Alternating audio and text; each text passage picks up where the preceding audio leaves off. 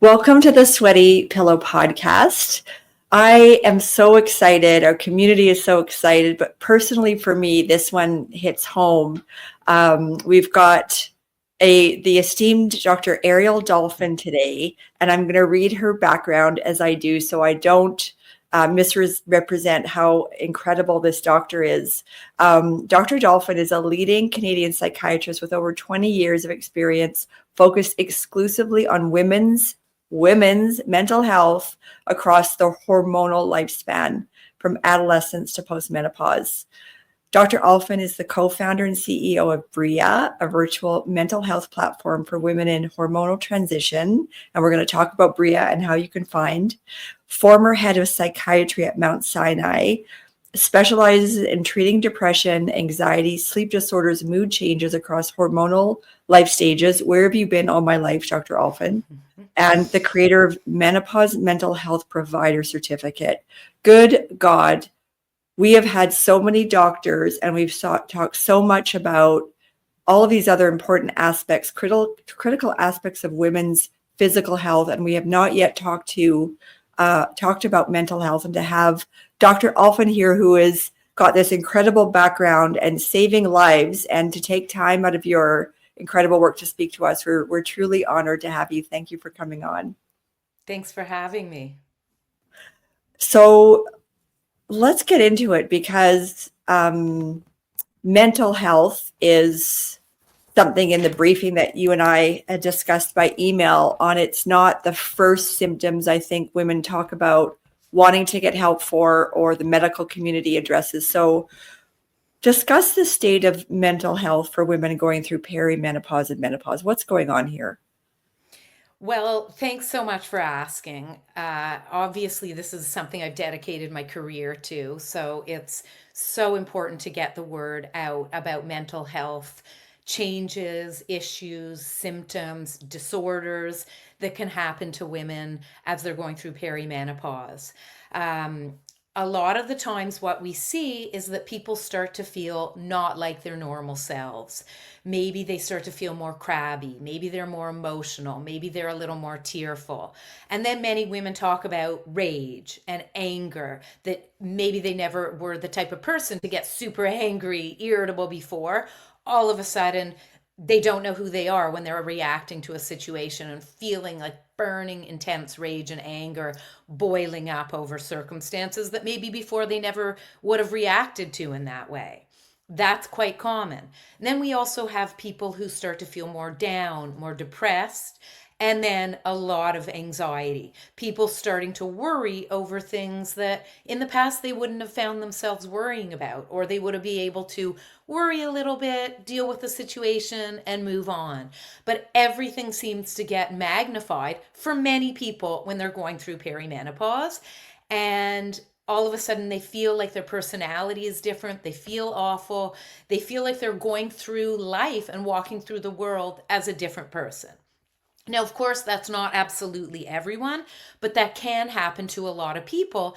And it's really, really scary and very disconcerting, and can seemingly come out of nowhere for people. I will say it's important to understand that our hormones are changing. Our estrogen is on a mad drive of fluctuations through perimenopause. Our progesterone is up and down. So there is the hormonal factor that drives a lot of these symptoms. But it also coincides with a time in life where women are getting older, wondering what it means about getting older in terms of how they're functioning at work. Are they going to be replaced by younger people? How they feel about their aging bodies or their looks. And also their responsibilities, dealing with kids getting older, maybe leaving the home, maybe not leaving the home and you'd wanted them to, aging parents, sick parents, relationship changes. So much is happening in our bodies, also in our psyches, and also in our worlds and our relationships and our workplace, etc. So women get it from all stages and all places at this midlife time. It's unfathomable because we're not equipped to deal with it based on what's going on in our bodies and our brains, right? Well, I wouldn't say we're not equipped because I want to give people a hopeful message. What we are is we feel like we're hit with an asteroid. So we're not prepared, but we are equipped. We're not prepared to know, oh, this means I'm in perimenopause, my changing periods, and that puts me in the stage of perimenopause. And as part of perimenopause, my mood is changing, my anxiety spiked, I'm overreacting to things. People don't know the facts, and so they Mm-hmm. wonder what's going on. But, and we'll probably get into this later, people are equipped, there are good solutions, but so many people are just completely unprepared. And then compound that with people go to their doctors if they're lucky enough to have one in Canada as a primary care provider, and their doctors gaslight them or say, no, I don't believe in hormone therapy, no, you're fine, just buck up, or don't waste my time. And no disrespect, we're all doing our best as professionals, as physicians, but a lot of people go to their doctors and the doctors don't have the education or ability or resources to support people. So then people are left going, okay, this must be in my head. There must be something wrong with me. Mm-hmm. And that's where the unsettling struggles continue and just fester for a lot of people. I think that exacerbates the mental health, because then when you're told that by your primary care physician, then you have no hope, because you're like, well, this is my life. Yeah. I feel gross with the physical symptoms. There's these life change, sense of identity things coming at me. And either the darkness, I described to you the darkness I was feeling, but the mental health, almost anguish, is like, well, this is my life now. How? Right. And that is just, there's a level of depression that brings on if you can't get the proper access to support and resources. So what actually is going on physically with the hormone changes that causes this mental health struggle? So throughout our reproductive lives, so people are born with ovaries. We have a lot of eggs that produce estrogen in our ovaries when we're born. Throughout life, that steadily declines. With each menstrual cycle, we lose some of our eggs. We slowly are on, and we're slowly losing estrogen. Then we get to the perimenopause stage, and that is probably many of your listeners will know this, but that's really defined. Often it happens starting around age 45, and the average age for the onset of menopause in Canada and North America is around 51. So when people start getting into their mid 40s, often they get into perimenopause. And what happens in our bodies then is estrogen starts to go like on a sort of sawtooth pattern of it's up and it's down and it's up and it's down every day, every hour. It's really fluctuating. It's sort of the last gasps of estrogen. And so it's going up and down, up and down, up and down. Progesterone is fluctuating. And so it's that perimenopause time. Sometimes it starts earlier than 45, and that's the time when women's cycles change because the hormones that are in our bodies start to change dramatically. And it's that fluctuation and that downward trend and the downward loss that can interact with a lot of our brain chemicals that regulate mood, that regulate anxiety, and regulate other emotions. That's why we start to have all these mental health symptoms. So estrogen and progesterone interact with neurotransmitters in our brains, serotonin, norepinephrine, dopamine. And so everything is a bit on a chaotic stage right now. And that leads to us feeling all over the place with our emotions and a lot of troubling symptoms. So that's what's happening internally on a biological level that puts people into the issues of having mental health concerns. Mm-hmm. Interesting. It makes sense. Mm-hmm. Gosh, who set us up as creatures with this plummeting estrogen and progesterone? Just contributes to so many downstream things. How do you determine as a medical professional if it is hormone related or there's a true underlying pathology of it, like a psychiatric mental disorder? Great question. Sometimes it can be hard. So first of all, we want to take a proper history to see, has someone had a background of having mental health problems throughout their life. In particular, what we look at for many women is, have they had mental health issues at hormonal transition time? So what that means is, we look at, has someone had a history with their menstrual cycles of really severe PMS, what we call PMDD, stands for premenstrual dysphoric disorder. It's pretty much a fancy way of saying mental health symptoms that flare up in the 1 to 2 weeks before someone gets their period. So we want to look at, do they have a history of severe PMS? Then we want to look at, if they've had kids, have they had problems during pregnancy or in the postpartum period? Or if they've had pregnancy losses, have they had problems with mental health changes in the past? That will tell us as mental health providers that this woman is likely someone who's very sensitive to fluctuating hormones. So this person, if they've had in the past problems at those stages that I just said, that their hormones negatively impact their brain chemistry to develop mental health symptoms at those times, we know that someone's going to be at high risk in perimenopause. So we want to get on top of this. We want to get out in front of it so that we can help in advance. So that's a very important thing to look at in terms of psychiatric history generally, and then most specifically psychiatric history around these times of major hormonal transitions. Then we look at other things. Does someone have a strong family psychiatric history? Did their mother have problems around perimenopause? Their siblings, their sisters, other first degree or close relatives. So that informs us as well. And then, so that's sort of a very good starting point to see, is this person at risk in perimenopause? If so, for what reasons? Or is this just something net new because this fluctuation is so dramatic, or maybe because of other things happening in their life during the midlife transition? Incredible.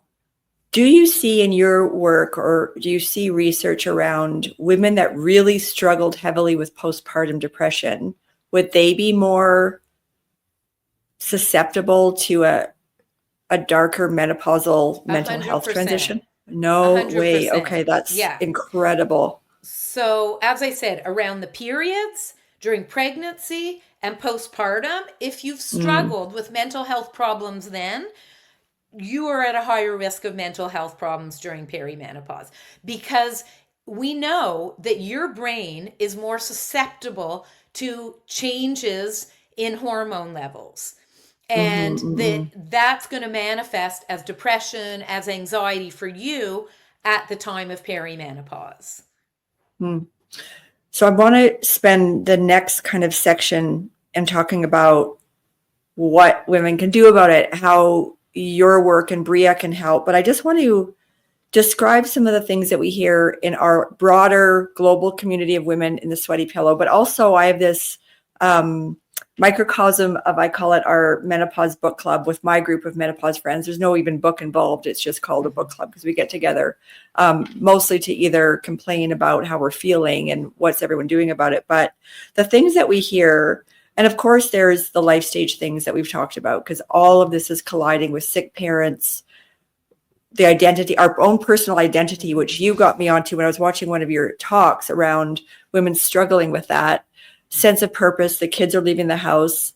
I gave up my career. The kids have left the house, gone off to university. Now what? Just a sense of, this is what I often hear, you know, some days I just don't even want to get out of bed because I don't even know what to do. I didn't really even have a couple of hours of sleep last night. I feel so gross and there's nothing to look forward to. And I feel lost some days. And this is not an uncommon sentiment in my group of friends who are all educated, accomplished women that on the surface you'd go, they have it together, but none of us have it together because of what we're facing due to these crazy hormonal impacts to our mental health. So, you know, are you hearing that on a broad scale? Am I being dramatic? Because I can be sometimes with these things, but is this like a prevailing thing? Absolutely. I wish you were being dramatic. We see that Mm, all the time. And we see that at Bria. People come to us explaining exactly all of the symptoms that you just described. And they're really taking a toll on their life. I see that when I go onto different online groups of, women in menopause in Canada, or groups of professionals. It's everywhere. Everybody is struggling, and it just breaks my heart because there are things that can be done, and it's such a common experience and such a common struggle. But then it sort of ends there for many people. They don't know what's yeah, going on with them. They blame themselves. They don't know where to turn to for help. So I'm really glad to be talking about this today. If it can help one yeah. person say, hey, it's not me, I'm not going crazy. This is probably perimenopause and I'm struggling. And now I'm going to go and reach out and get some help. Absolutely. Just to hear that it's a very real thing and we are not being victims and being crybabies, and that there is hope and there is help and we don't need to suffer in silence. So let's talk about Bria and your work and your mission and how you're helping women. I'd love to. Thank you. Well, as you mentioned, I'm a women's mental health psychiatrist. I have been for over 20 years. And, when I started doing women's mental health, my colleague, Dr. Bev Young, who's also my co-founder at Bria, we talk about how we broke the stigma on postpartum depression in Canada. We feel very we take a lot of responsibility, we feel, for destigmatizing over 20 years ago what women struggled with in the postpartum period and made it a common term. And I know it's not just us, but we were a big reason to get people to know about postpartum depression, to be able to approach their doctors, doing lots of teaching to medical professionals, mental health professionals around postpartum depression. And now we're doing the same around perimenopause. We want to break the stigma. We're educating healthcare providers. As you said, at Bria, we offer a menopause mental health provider certification training program to teach healthcare providers about the mental health symptoms, how to deal with it, tools, etc. So I take the work very seriously to try and change the system, to educate women directly, educate healthcare providers, so that we can have an exponentially influential impact on getting women the right kind of help at the right time, good evidence-based care and treatments. So we do a lot of teaching around that. And then, of course, we see individuals who are in perimenopause, not sure what's happening to them or with them. They can come to our website, which is www.betterbria.com. We have care coordinators who are there to, first of all, they do an intro call with people. It's a free 15-minute intro call. You can see it on our website. People can learn about our services and if we can help. We offer services throughout Ontario and throughout Alberta at the moment. And then they can do one of our intake, what we call a mini mental health assessments. Then they get a care plan because the care coordinator will go very carefully with them through different symptoms that they may be experiencing. And then they are basically recommended certain services, whether that's talk therapy to help them sort out what's happening with their psyches and how they're dealing with life at this stage. Maybe they need couples therapy. Maybe they need sex therapy. Maybe they need a more in-depth mental health assessment, and maybe they need to be provided with mental health medications. Or people can also come to us and get hormone treatments and hormone therapy. We have great healthcare providers that do those kinds of assessments and treatments as well.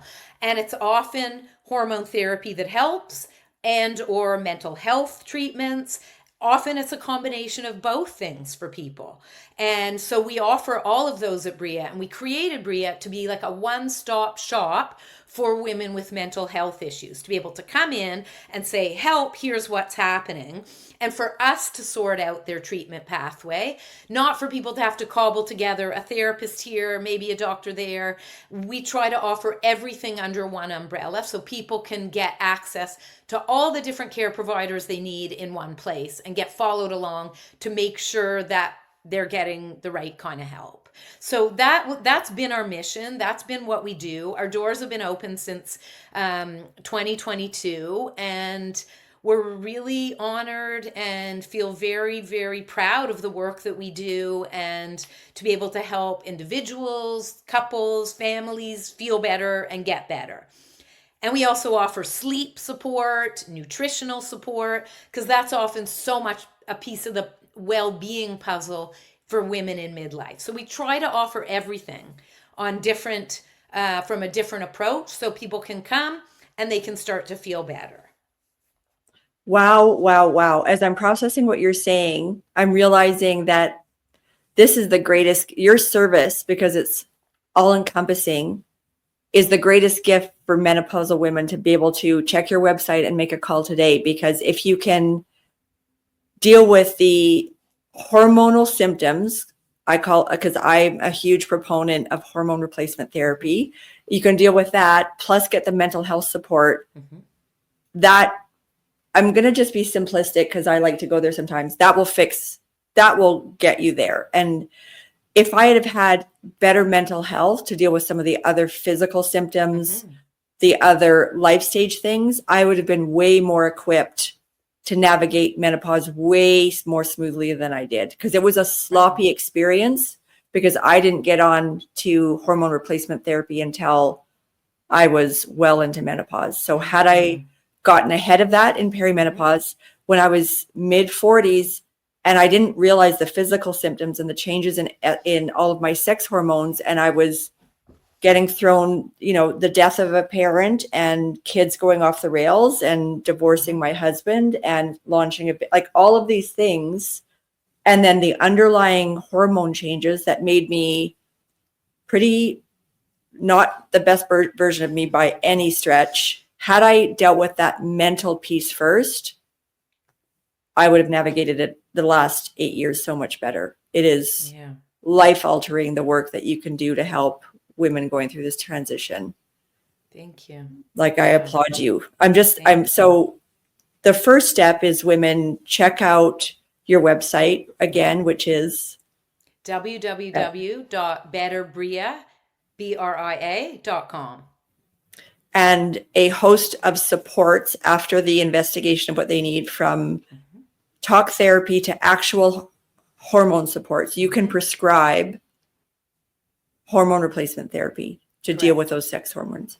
Now, as you evaluate what women, because it's all individual, what they need, there's also a case where antidepressants for a period of time may be helpful just to be able to land the plane. Like I talk a lot about, we just need to land the plane to then do the work, but just to get the plane down. So are there cases that you then can also recommend and prescribe antidepressants? Oh, 100%. We do that. Okay. We do that as well. That's our bread and butter too. And sometimes it's not just to land the plane, but it's also to stay afloat for people. Like, there's a lot in the sort of menopause influencer space that say antidepressants are so terrible, and I went to my doctor and all they did was prescribe me antidepressants. I don't want to dismiss the benefit and the need for many, many women to be on that for long term, whether that's they have a mental health history, whether they just need to be on antidepressant medications. It's always individualized. And we always say, you start this, you stay on it, and it should be continuously reevaluated over time with your physician.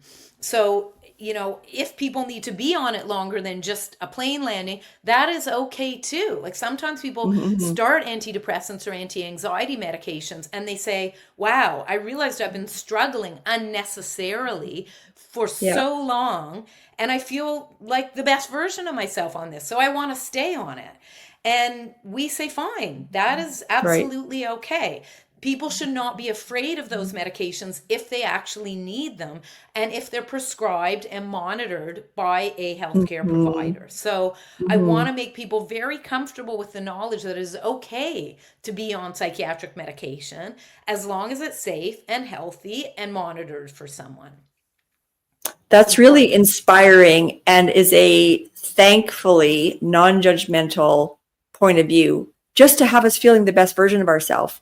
And Yeah. I know personally, when I finally felt better, and this was 6 or 8 months into, adjusting my cocktail of hormone replacement therapy, and I knew the first time that I was in my car and I spilt something and I laughed, versus I'm going to murder someone. I'm going to run over the next person that crosses the street, because it is like my skin was crawling with this rage, and the next person that looked at me the wrong way. And that's not a way to live. Until you're on the other side of it and laughing and feeling good, it's like, who was I? Right. So, amen. And thank Moses for all the great work that you're doing. It's funny, as I'm so excited to speak with you this morning, and I've been researching, but at night, my partner and I have been watching the new Netflix series, Four Seasons, with Steve Carell and Tina Fey. And you wouldn't have seen this because you're saving lives. But if you hear about it, it's really good. But Yeah, I've Tina heard Fey's about it. It's character, great. it's funny. Her Yeah. character is cranky and miserable and so mean to her husband. And I'm like, well, she's mid 50s or whatever. Right. Her character is this age, and her child has gone off to university, and all this stuff's going on, and she's mean to her husband. I'm like, you don't he's the sweetest man. Why are you just mean to him for no reason? I'm like, okay, well, I've been there. And Right. there's no need. It's like we can live better quality, happier, more fulfilled lives. And this is what you're bringing to people, and I can't thank you enough um, for the work you're doing. I'd like to kind of wrap up, these conversations with, just your general advice to women. If you were just chatting with a colleague or a friend, how would you ask them to look at this and think about improving their circumstances? So, great question. And my general advice is you do not need to suffer in silence. There are good treatments out there and there are good care providers out there. So it's often a challenge. So, first of all, I say to women, track your periods, because then you take that calendar to your doctor, and if you have irregular periods and you're in the from the age of 45 and upwards, chances are you are in perimenopause. That's how we diagnose perimenopause. So take your changing cycles to your doctor.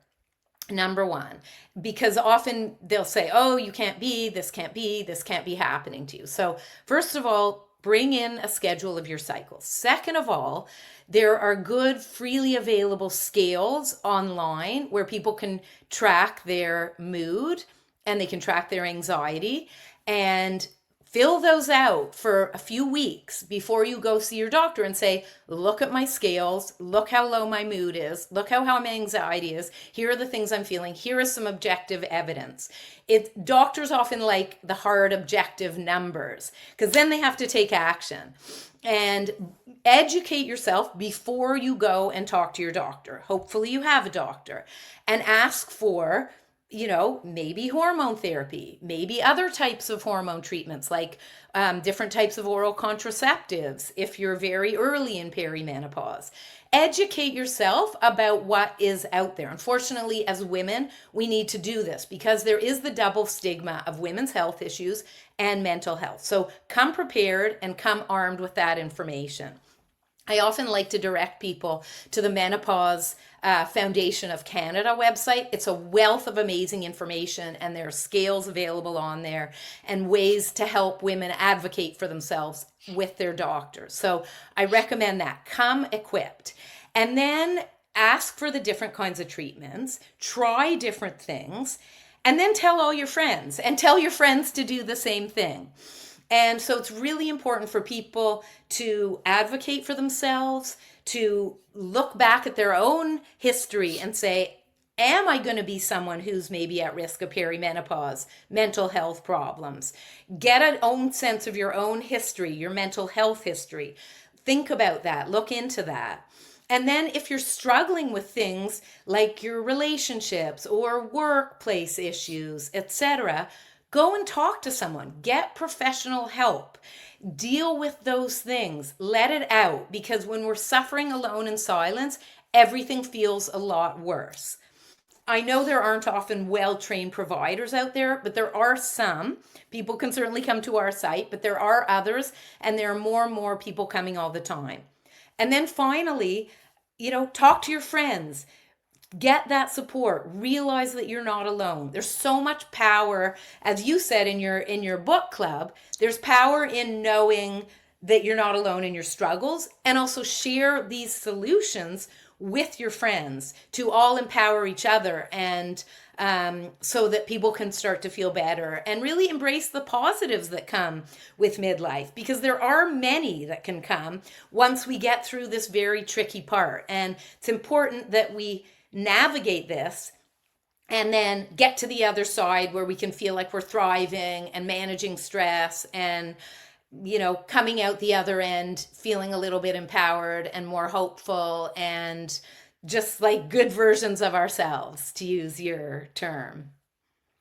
Wow, that is the best advice and the perfect way to wrap up our conversation, because I could talk to you for hours and days. It's been such a delight to have you. I can't believe it's taken us so long to address this with our community, but it's truly life-changing advice, resources, and support that you're going to give Canadian women. And I know we're going to get tons of emails and questions about our friends south of the border on resources for them. But this is a Canadian spectacular organization, and you are extraordinary, Dr. Dalfen. And thanks for giving us your time today. My pleasure. You're very kind. Thank you.